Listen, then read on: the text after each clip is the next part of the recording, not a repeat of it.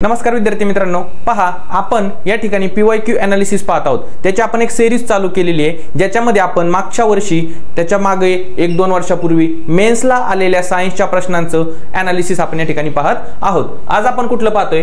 गट क मुख्य परीक्षा 2017 या ठिकाणी सायन्सच्या आलेल्या प्रश्नाचं एनालिसिस पाहूया।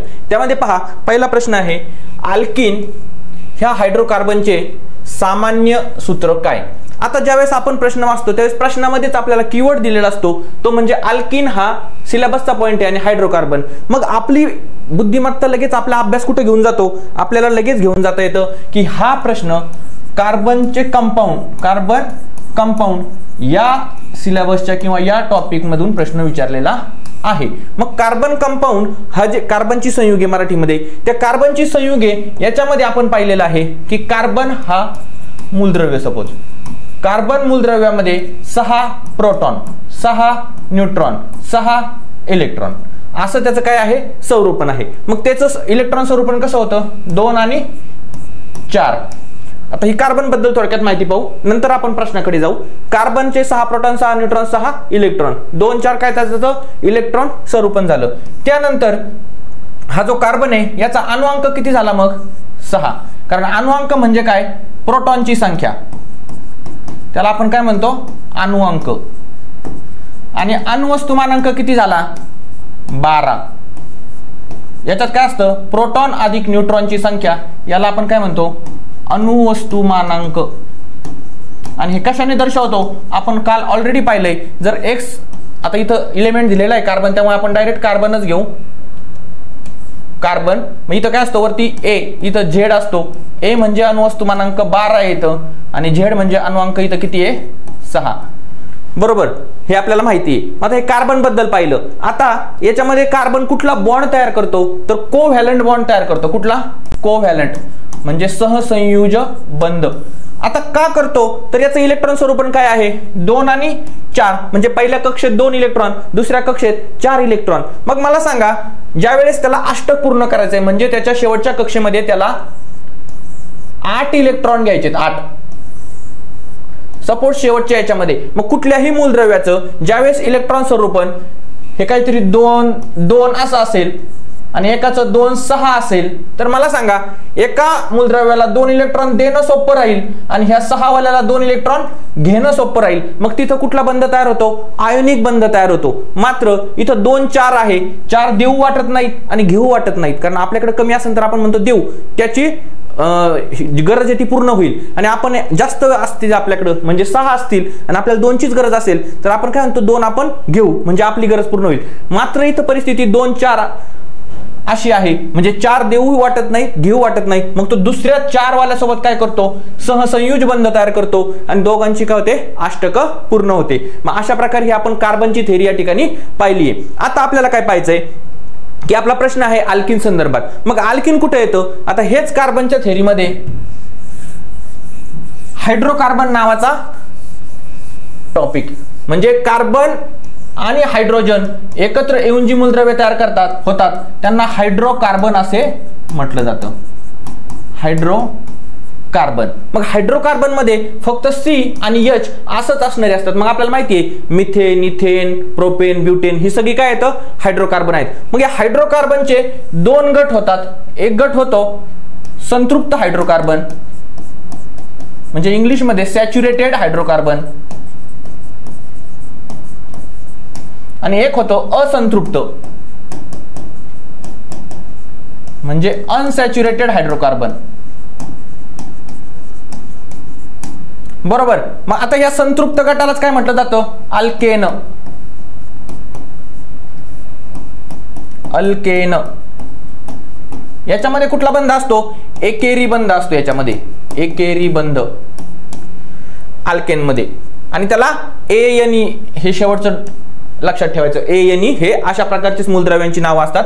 असंतृप्तचे 2 गट पडतात, एक असतो अल्किन म्हणजे ENE आणि एक असतो अल्काइन। मग अल्किन मध्ये दुहेरी बंध असतो आणि याच्यामध्ये तिहेरी बंध असतो। आता इथपर्यंत आपण पोहोचलो।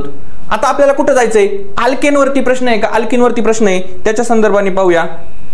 अल्किनवरती प्रश्न आहे म्हणजे इथं प्रश्न विचारलेला आहे, पण आपण तिन्हीचं सूत्र पाहून घेऊ. सूत्र काय आहे तिन्हीचं पण, याच्यामध्ये CnH2n+2 हे याचं सूत्र आहे अल्केनचं. प्रत्येकातून पुढे जाताना 2 इलेक्ट्रॉन कमी करायचे आहेत, म्हणजे ही 2 संख्या कमी करायची आहे. मग CnH2n+2 म्हटल्यावरती त्यात -2 केलं, 2 2 गेले, म्हणजे CnH2n 2 कमी केले.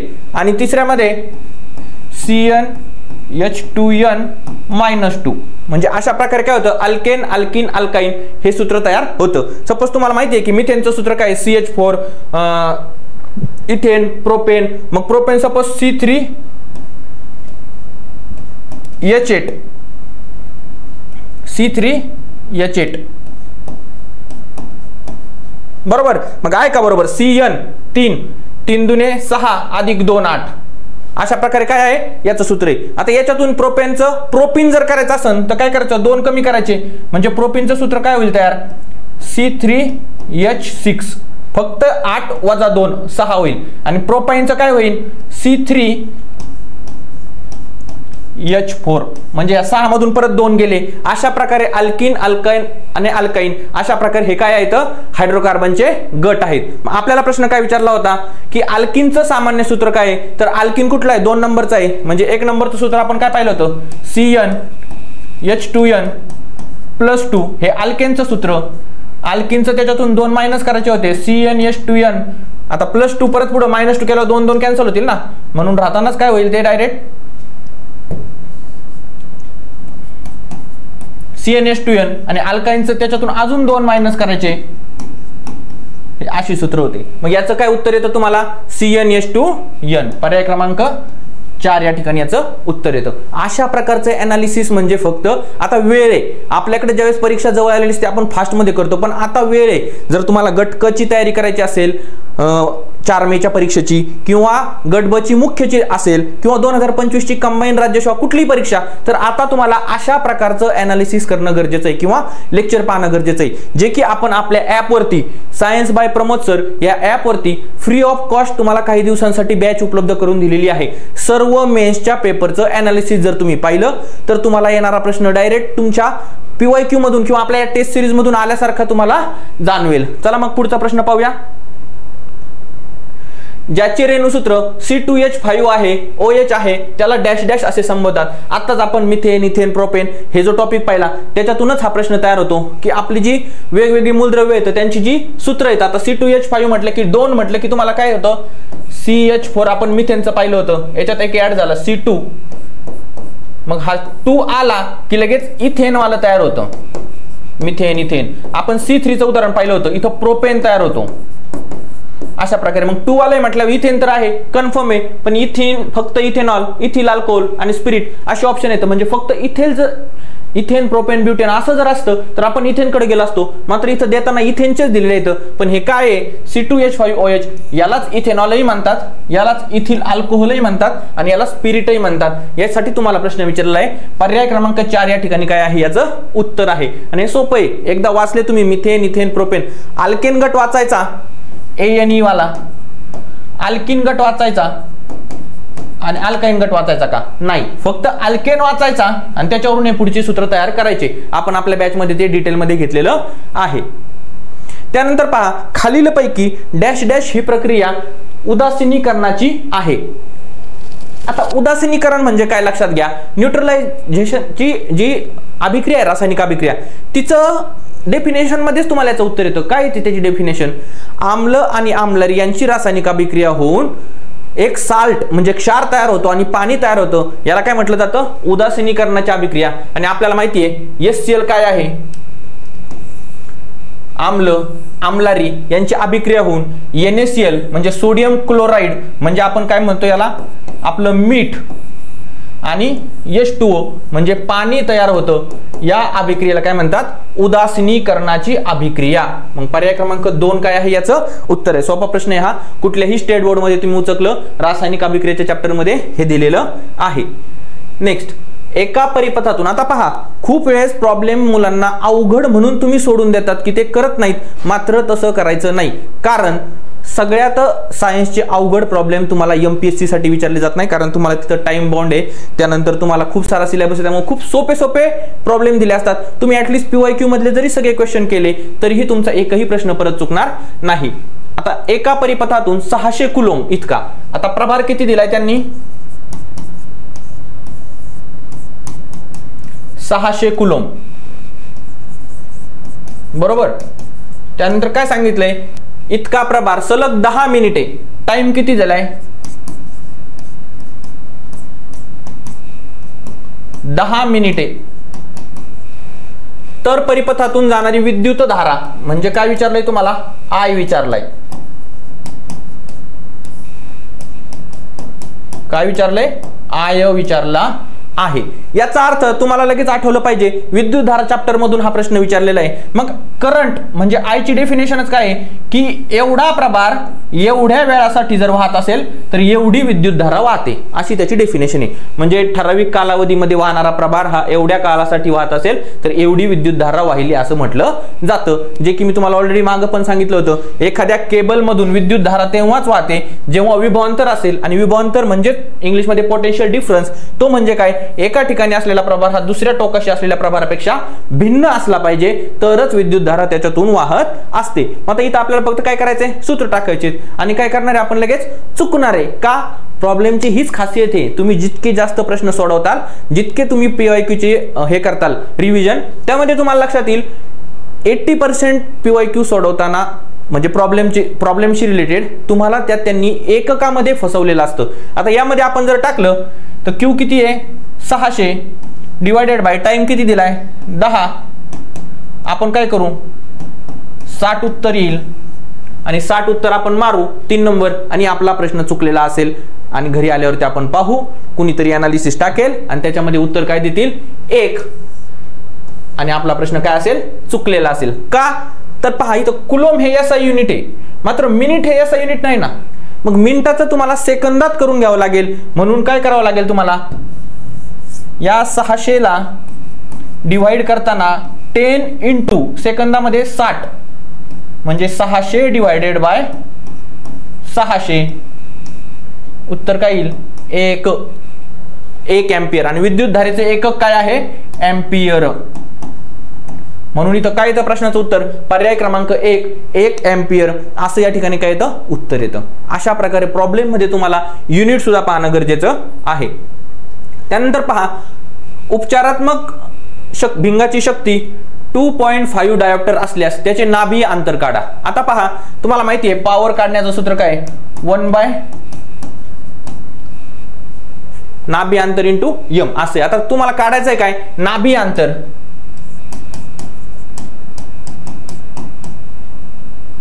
1/p शक्ती दिलेली आहे, पण ती कशात विचारलंय पहा, सेंटीमीटर मध्ये विचारलंय. कशामध्ये, सेंटीमीटर मध्ये. म्हणून काय करावं लागेल मग तुम्हाला, 100 डिवायडेड बाय 2.5, याचं उत्तर किती येईल, 25 100, एक पॉइंट इकडे गेला 40.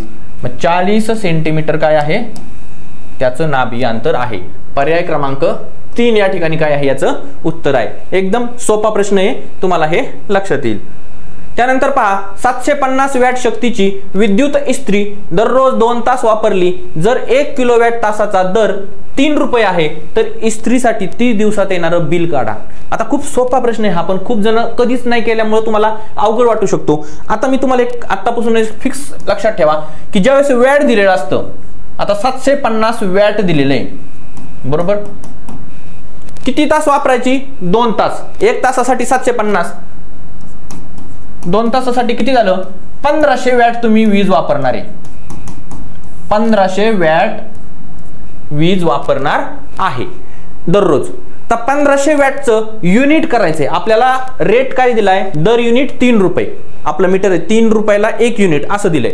आता इथं वॅटमध्ये वॅटचं रूपांतर युनिट मध्ये करताना त्याला 1000 ने डिवाइड करायचंय. पहा किती सोपं आहे. 1000 ने 1500 ला डिवाइड केल्यावरती किती होतं उत्तर, 1.5 युनिट. किती येतं, 1.5 युनिट. हे 2 शून्य गेले, 2 शून्य नाही तर परत म्हणताल डायरेक्ट कसं आणलं, 10 1 10 आणि 10 5 50. 1.5 युनिट म्हणजे 1.5 युनिट तुमचं रोज पडतंय। आता एका युनिटला किती रुपये सांगितलेत? 3 रुपये। 1.5 युनिटला किती होतील? 4.5 रुपये। रोज किती चालू झाला तुमच्या लाईट बिलचा? 4.5 रुपये। काय विचारलंय तुम्हाला? 30 दिवसात। आता इथं याच्याऐवजी अजून एक प्रश्न विचारला होता एकदा की मे महिन्यात किती, मग मे महिन्याला दिवस किती आणि त्या गुणिले तुम्हाला असं करायचं। इथं डायरेक्टली 30 दिवस दिलेत त्यामुळे टेन्शन नाही। 30 गुणिले 45 4.5 गुणिले 30 8500 50 135 बरोबर आहे। 5 त्रिक 15 4 त्रिक 12 आणि 3 बरोबर। पर्याय क्रमांक 2 135 रुपये तुम्हाला काय येईल? लाईट बिल येईल। आता दररोज 4.5 रुपये खर्च आहे म्हणल्यावर 30 दिवसामध्ये किती आला? 135 रुपये तुम्हाला लाईट बिल येईल। सोपा प्रश्न एक नाही। काय करायचंय? वॅट काढायचे दिलेलेच आहेत ते 2 तासासाठी म्हटल्यावरती 1500 वॅट वापरतोय। आता ह्या वॅटचं रूपांतर कशात करायचंय? तुम्हाला युनिट मध्ये करायचंय, त्याच्यासाठी 1000 ने भागायचंय। उत्तर किती आलं? 1.5 युनिट। 1.5 युनिट म्हणजे एका युनिटला 3 रुपये। 1.5 युनिटला किती? 4.5 रुपये। 4.5 गुणिले 30 दिवसांचे 135 रुपये तुमचं काय येईल? लाईट बिल येईल। अशा प्रकारे हा प्रश्न सोडवायचा आहे। पुढचा प्रश्न पहा। एका माध्यमात प्रकाशाचा वेग 1.5 × 10⁸ मीटर पर सेकंद आहे। जर हवेतील वेग 3 × 10⁸ मीटर पर सेकंद असेल तर त्या माध्यमाचा हवेच्या संदर्भात अपवर्तनांक काढायचा आहे। अपवर्तनांक म्हणजे काय? रिफ्रॅक्टिव्ह इंडेक्स काढायचं आहे तुम्हाला। त्याचं सूत्र काय? Refractive index of one medium with respect to 2 second medium is equal to velocity, म्हणजे इथं जो वेग दिलाय ना तो, पण कसं पहिल्याचा काढायचा असेल तर वेग दुसऱ्याचा डिवायडेड बाय वेग पहिल्याचा, असं उलट करायचं। आणि हा प्रत्येक राज्यसेवेला प्रश्न विचारलाय, गट ब ला विचारलाय, गट क ला विचारलाय। फक्त त्यांना एवढंच अपेक्षित आहे की जर रिफ्रॅक्टिव्ह इंडेक्स फर्स्ट मीडियमचा काढायचा असेल तर वेग दुसऱ्याचा डिवायडेड बाय फर्स्टचा असं करायचं, 1 डिवायडेड बाय 2 असं करायचं नाही। मग इथं काय आहे? वेग दुसऱ्याचा किती आहे? 3 × 10⁸ metre per second 1.5 × 10⁸ metre per second, 1.5 × 1.5 1.5 दुने 3। मग उत्तर काय आलं तुमचं? 2। आता याला युनिट काय येईल? Metre per second. Metre per second cancel होईल कारण अंश आणि छेदाचं युनिट पण कॅन्सल होईल। मग इथं उत्तर काय येईल तुमचं? पर्याय क्रमांक 3 याचं उत्तर येईल 2। एवढं सोपं आहे। फक्त तुम्हाला एवढंच माहिती पाहिजे, refractive index of first medium with respect to 2 त्यावेळेस वेग दुसऱ्याचा डिवायडेड बाय वेग पहिल्याचा डिवायडेड बाय 2 केलं की तुमचं इथं उत्तर चुकू शकतं। चला पुढचा प्रश्न पहा। वीज चमकल्याच्या 5 सेकंदानंतर विजेचा आवाज ऐकू आला तर ध्वनीचा हवेतील वेग काय असेल, म्हणजे विजेचे स्थान किती असेल?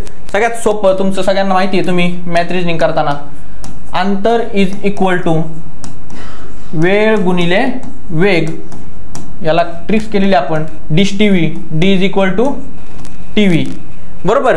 मग अंतर काढायचे आपल्याला, वेळ किती दिलाय? 5 सेकंद गुणिले वेग किती आहे हवेतील? 340। आता इथे युनिट सारखे आहेत का? सेकंद आहे, मीटर पर सेकंद आहे बरोबर आहे। इथं जर मिनिट असतं तर याचं परत सेकंदात करून घ्यावं लागलं असतं। 5 0 0 चौक 20 5 त्रिक 15 2 17 1700 मीटर। पर्याय क्रमांक काय आहे? 3 या ठिकाणी याचं उत्तर आहे। पहा सगळे प्रॉब्लेम एकदम फास्ट सुटतात आणि एकाच पेपरला आलेले प्रश्न आहेत हे सगळे। तुम्ही याच्यावरून लक्षात घ्या किती प्रॉब्लेमला सुद्धा महत्व आहे। एका लाईनीत आपण प्रॉब्लेम सोडवतोय, हे काही वेगवेगळ्या प्रश्नपत्रिकात आलेले एकत्र केले नाहीत। गट क 2017च्या मुख्यचे काय आहे ते सगळे प्रश्न आहेत। त्यानंतर पहा खालीलपैकी कोणत्या संचात सर्व मूलद्रव्ये पी खंडातील आहेत? कुठल्या?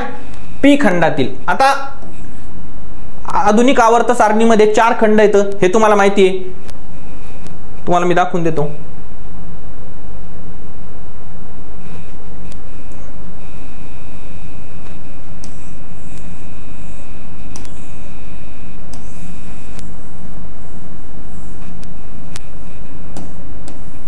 असं स्ट्रक्चर आहे आधुनिक आवर्त सारणीचं। त्याच्यामध्ये हा वाला आहे यस खंड, हा वाला आहे पी खंड, हा आहे डी खंड आणि हा खालचा आहे एफ खंड।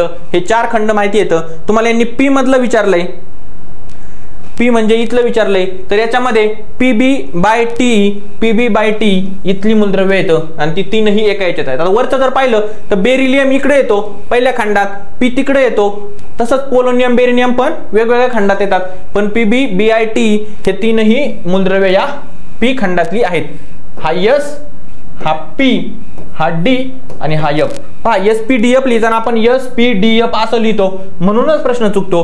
S इकडे, P डायरेक्ट पुढे आहे आणि जो खालचा आहे मधला तो D आणि शेवटी F तळाशी असलेला हे खंड आणि त्याच्या संदर्भात इतर माहिती आपण आपल्या लेक्चरमध्ये डिटेलमध्ये पाहणार आहोत. इथं मग काय पर्याय क्रमांक 3 या ठिकाणी याचं उत्तर आहे.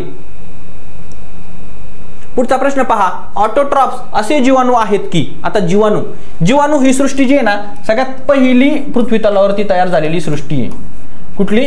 जीवाणू. मग जीवाणू कसे असतात? स्वयंपोषी पण असतात, परपोषी पण असतात, परजीवी पण असतात आणि मृतोपजीवी पण असतात. म्हणजे जीवाणू हे स्वतः अन्न तयार पण करतात, परपोषी म्हणजे इतरांवरती पण पोषणावर अवलंबून राहतात, दुसऱ्या जीवावरती पण राहतात किंवा मृत शरीरावरती पण अवलंबून असतात जीवाणू. मग इथं काय विचारलंय? ऑटोट्रॉप्स. आता तुम्हाला जसं सांगितलं मी इंग्लिशमध्ये का महत्वाचं वाचायचं किंवा कंटेंट करताना काय इंग्लिशमध्ये करायचा, स्वयंपोषी ऑटोट्रॉप्स म्हणजे स्वतःचं अन्न स्वतः तयार करतात, म्हणून पर्याय क्रमांक 2 याचं. आता हे किती सोपं आहे, पण कळल्यावरती जर ऑटोट्रॉप्स तुम्हाला लक्षात आलं नाही म्हणजे दुसऱ्यावरती जर अवलंबून असेल जीवाणू तर त्याला हेटेरोट्रॉप्स म्हणतात, पण तुम्हाला जर हे माहित नसेल तर तुम्हाला हा प्रश्न अवघड वाटू शकतो. पुढचा प्रश्न पहा, खालीलपैकी स्नायू आणि हाडास डॅश डॅश जोडते. पहा, जे आपल्या जॉईंट येतं, कोपरल असेल, नी बोन असेल, पायाचा असेल, टिबिया, पटेला, असे वेगवेगळे हाडाचे जे जॉईंट्स येतं त्या संदर्भात हा प्रश्न आहे. तर एक लक्षातच ठेवायचंय, दोन हाडं जी आहेत ना, बोन टू बोन, म्हणजे ज्यावेळेस एक हाड दुसऱ्या हाडाशी जोडलं जातं तर ते लिगामेंटने जोडलं जातं. कशाने? लिगामेंट. आपण PSIचं ग्राउंड करताना खूप वेळेस मुलांकडून ऐकलं असेल की याची लिगामेंट तुटली पायातली जास्त रनिंग करताना किंवा चुकीचा पाय पडल्याने. तर जे दोन हाडं जोडली जातात ना ती लिगामेंटनी जोडली जातात आणि एक हाड मसलला म्हणजे स्नायूला जोडलं जातं ना ते टेंडॉनने जोडलं जातं. कशाने? टेंडॉनने. यात एवढंच माहिती असण्यासाठी हा प्रश्न विचारलेला आहे तुम्हाला. मग एक हाड दुसऱ्या हाडाशी जोडलं जातं ते लिगामेंटने, एक हाड दुसऱ्या स्नायूशी जोडलं जातं ते टेंडॉनने, आणि तिसरं काय आपल्याला दिलेलं आहे प्रश्नामध्ये? कार्टिलेज. कार्टिलेज काय उपयोग करतं? हाडामध्ये जे फ्रिक्शन होतं, जे बल म्हणजे आपण घासतो रबरासारखा गुळगुळीत भागवून, ते जे त्याचं सॉफ्टनेस तयार करण्यासाठी कार्टिलेजचा उपयोग केला जातो. असे तीनही तुम्हाला गोष्टी लक्षात आल्या. आणि प्रश्न काय विचारला? स्नायू आणि हाडं जोडण्यासाठी. तर स्नायू आणि हाडं जोडण्यासाठी पर्याय क्रमांक 2 टेंडॉन हा यूज केलं असतं. आता हे आपण आपलं जे स्केलेटन बॉडी आहे त्याच्या लेक्चरमध्ये आपण हे काय आहे, कसं आहे, कसं वर्क करतं हे सगळं पाहणार आहोत. इथं फक्त काय हे PYQच्या संदर्भाने तुम्हाला लक्षात काय ठेवायचंय? हाड आणि हाड लिगामेंटने जोडलं जातं, हाड आणि स्नायू कशाने? टेंडॉनने, आणि कार्टिलेज काय करतं? तिथं फ्रिक्शन कमी करून सॉफ्टनेस आणण्यासाठी मदत करतं किंवा हाडांना आधार देण्याचं काम करतं. पुढचा पहा, खालीलपैकी कोणती विधाने बरोबर आहेत? रोगी पक्षी आणि प्राणी यांच्या मार्फत बर्ड फ्लूचा प्रसार होतो. बरोबर आहे, आता सुद्धा बर्ड फ्लूचा काय प्रसार चालू आहे. तर रोगी पक्षी आणि प्राणी म्हणजे पहिलं स्टेटमेंट करेक्ट आहे. बोमन संपुट आणि नेफ्रॉन हे स्वादुपिंडाच्या रचनेचे भाग आहेत का? अजिबात नाही. कशाचे आहेत हे? बोमन संपुट आणि नेफ्रॉन हे उत्सर्जन, आपली जी एक्सक्रीशन सिस्टीम आहे त्याचे भाग येतं. म्हणजे पर्याय क्रमांक 2 काय आहे? चुकीचं आहे. आता आपण ते पाहिलं नाही का, मूत्र तयार होण्याच्या ज्या फिल्ट्रेशनच्या इथं असतं बोमन संपुट, अल्ट्राग्लोमेरुलस, मग हे असं स्ट्रक्चर नेफ्रॉनचं, PCT DCT, आणि मग इकडे मूत्र तयार होतं. हे काय येतं? नेफ्रॉन मध्ये असलेल्या वेगवेगळ्या प्रक्रिया आहेत. मग हे कशा संदर्भात येते? एक्सक्रीशन. इथं काय दिले? स्वादुपिंडाच्या. बरोबर आहे का? नाही. प्रतिशिक्त क्रिया स्वायत्त चेतासंस्थेचा सहभाग असतो. बरोबर आहे. जी आपली मेंदूशी रिलेटेड समन्वय संस्था आहे त्या संदर्भात प्रतिशिक्त क्रिया म्हणजे काय? आपल्याला जे सेन्सेशन मिळतात मेंदूला ते कशाचा भाग आहे, चेतासंस्थेचा, स्वायत्त म्हणजे ऑटोनॉमस संस्थेचा. म्हणजे आता श्वास घेण्यासाठी मला वेगळं काही करावं लागतंय का, नाही, ते ऑटोमॅटिक होतंय. किंवा असं काहीतरी गरम हाताला लागला आपण बाजूला पटकन करतो, हे जे क्रिया होतात त्या क्रिया आपल्या सगळ्या ऑटोमॅटिक होतात. त्यामुळे ते समन्वय चेतासंस्था स्वायत्त चेतासंस्थेच्या ऑटोनॉमसच्या भाग आहे. रक्तामध्ये अनेक प्रकारच्या श्वेतपेशी असतात. श्वेतपेशी म्हणजे WBC, RBC, प्लेटलेट्स हे 3 असतात. आणि तर त्यांनी सांगितलं की WBC आपल्या याच्यामध्ये रक्तामध्ये असतात. म्हणजे हे पण काय आहे, बरोबर आहे, हे पण बरोबर आहे. ब चुकीचं आहे. मग ब चुकीचं आणि बरोबर काय, अ क ड, पर्याय क्रमांक 4 काय आहे, उत्तर आहे अ क ड. ब चुकीचं आहे. चला मग यानंतरचा पुढचा प्रश्न पहा. डॅश डॅश शास्त्रज्ञाने 2 भिंगे वापरून सूक्ष्मदर्शकाचा शोध लावला व त्या संयुक्त सूक्ष्मदर्शक. आता काही शास्त्रज्ञांनी त्यांनी लावलेली शोधही तुम्हाला करायचे असतात. इथं संयुक्त सूक्ष्मदर्शकाचा शोध कुणी लावला, तर हे पर्याय क्रमांक कुणी 3 रॉबर्ट हुकने याने पेशीचा सुद्धा शोध लावलेला आहे. BCG ही लस प्रतिबंधक लस आहे, क्षयरोगासंदर्भातली आहे. आपण सोपा प्रश्न आहे. आता याच्यामध्ये अनालिसिस करून पोलिओ, कॉलरा याच्याबद्दल काही माहिती सांगण्यासारखी नाही, कारण हा एक खूप बेसिक प्रश्न आहे. वनस्पती पेशीत डॅश डॅश ठिकाणी प्रथिने तयार होण्याची क्रिया होते. आता वनस्पती पेशी आहे, वनस्पती पेशी आहे, त्या पेशीमध्ये विविध अंगक येतं. ऑलरेडी मी एकदा ट्रिक सांगितलेली आहे, परत एकदा सांगतो पहा. विविध अंगक येतं, त्याच्यामध्ये 3 प्रकार येतात. एक म्हणजे आवरण नसणारे,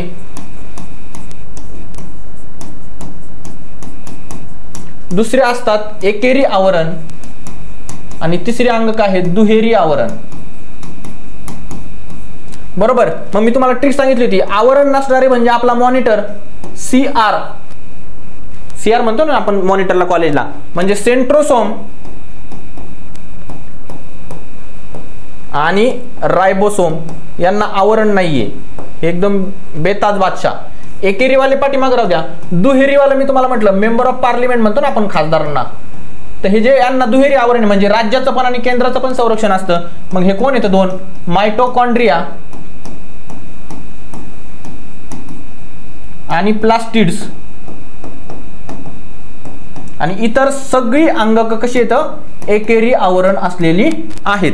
मग तुम्हाला काय विचारलं इथं की वनस्पती पेशीत प्रथिनं कुठे तयार होतात. मग ज्यावेळेस आपण याचा डिटेलमध्ये अभ्यास करू त्यावेळेस आपण प्रत्येकाचं डिटेल फंक्शन पाहणार आहोत. हा जो रायबोसोम आहे याच्यामध्ये प्रथिनं तयार होतात. काय तयार होतात, प्रथिनं. हा मायटोकॉन्ड्रिया आहे, याला ऊर्जा घर म्हटलं असतं. याच्यामध्ये ऊर्जा तयार होते, ऊर्जा घरे.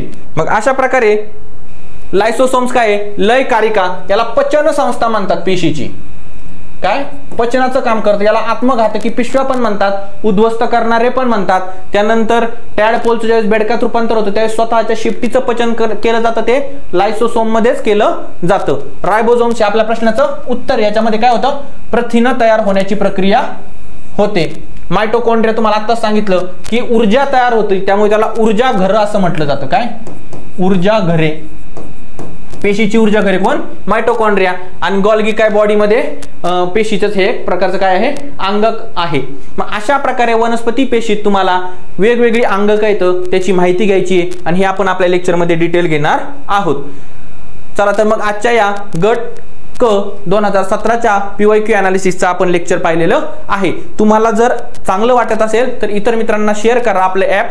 आणि सायन्स बाय प्रमोद सर हे ॲप डाउनलोड करून लवकरात लवकर जास्तीत जास्त मुलांपर्यंत ही टेस्ट सिरीज फ्री आहे तोपर्यंत सगळ्यांना पोहोचवा. म्हणजे तुम्हाला येणारी गट ब ची मुख्य, गट क ची पूर्व आणि मुख्य आणि 2025च्या सगळ्या परीक्षांसाठी सायन्सची तुम्हाला PYQ मधून एकही अडचण येणार नाही याची खात्री मी देईल. काही अडचण असेल तर 9623171818 या नंबरच्या व्हॉट्सअपला हाय मेसेज करा, तुम्हाला इतर माहिती मिळून जाईल आणि ॲपची लिंक सुद्धा मिळेल. प्ले स्टोर वरती science by Pramod sir search करा आणि आपल्या YouTube चॅनल वरती सुद्धा जाऊन तुम्ही विविध लेक्चर पाहू शकता. चला तर मग इथे आपण थांबूया. धन्यवाद.